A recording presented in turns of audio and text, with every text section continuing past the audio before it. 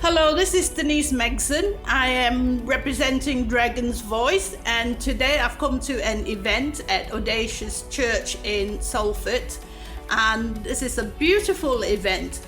And I'm meeting with Adam Riley, who is one of the main organisers for the event. Nice to meet you, Denise. Hello, Adam. Nice to meet you. It's a pleasure to be here. So can you tell us a little bit about the ideas and what led you to organise this event for welcoming Hong Kongers? So my wife is from South Korea, and she's always had a heart to kind of bring the East Asian community together. So when students arrive in Manchester and they're away from home, we want to make sure they've got extended family here, invite them into homes for meals, just stay connected if they need any help with advice, simple things like bus routes and where can they get the best food and discounts in stores. Always try and look after people. So when we moved to Audacious Church, again, it seemed a natural progression to welcome the East Asians. We did notice a bit of a divide. So many East Asians are quite shy and there are cultural barriers. So one of our key hopes and dreams and prayers was to kind of break down those barriers and make sure that our church is a home for them so that they know that they can come here and we're there every week to welcome them. And when we got contacted by UKHK that are doing these friendship festivals around the country, they heard about this East Asian community and thought it's the perfect match. So that's kind of how we started and how we got connected with UKHK. Right, so they're actually asking you to help them out. Yeah. Okay. I'm walking around. I've had a look at many of the services that's being advertised, and things like employment and English classes. Would you like to elaborate on those sort of services that you're providing?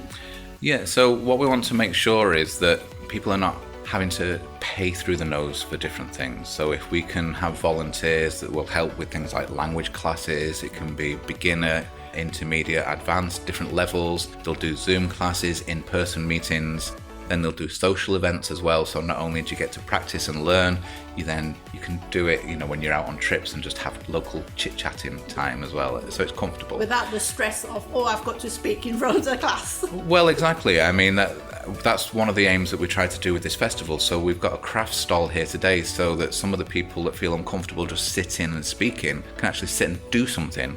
And while they're doing it, they're naturally talking as well. Make it as comfortable and relaxed for people as possible. And these language schools, I think it's a fantastic opportunity. And like you mentioned as well, we've got a rework stall. So that's to help people get back into employment. So it means that they will offer advice on CVs and resumes. They'll tell them about the right sort of job sites to go to, interview preparation and things like that. We have a lot of skilled people in the field already, and it's maybe sharing with pride is maybe one way of putting it. You want to pass on the love to others.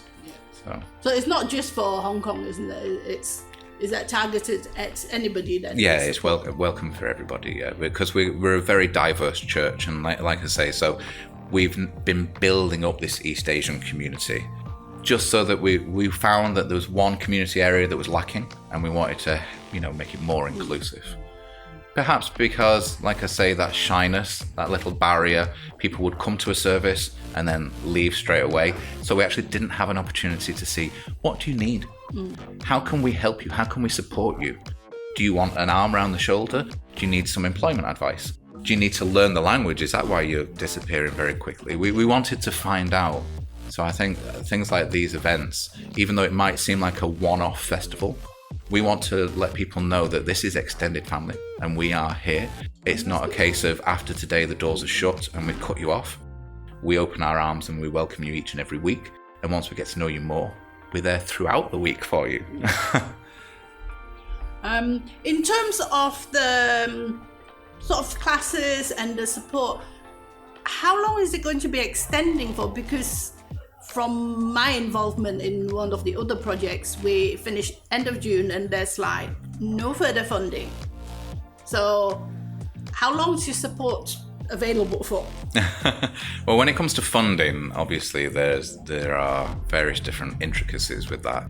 If there's only funding up until a certain point, that is fine. However, we do want these initiatives to continue through the year on year. So what we're going to try and do here at Audacious Church, for one example, is our Audacious Foundation We're planning on doing a festival every year. Oh, good. And that would be from church funding itself. So with the kind donations that the church gets and its own funding itself, we'll put on a big festival. We have various summer events throughout the year for families and children to come along to.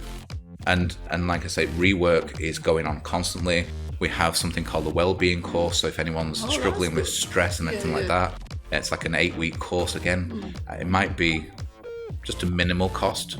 I don't know the exact price, but we try and keep everything as cheap as possible or free. Or easily accessible, really. Yeah, and we want to... But will you have...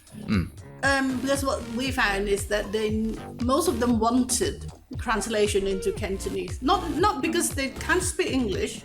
They actually quite understand, but I think it's just the lack of confidence around the language. So are there any thoughts behind sort of support in terms of translation during those?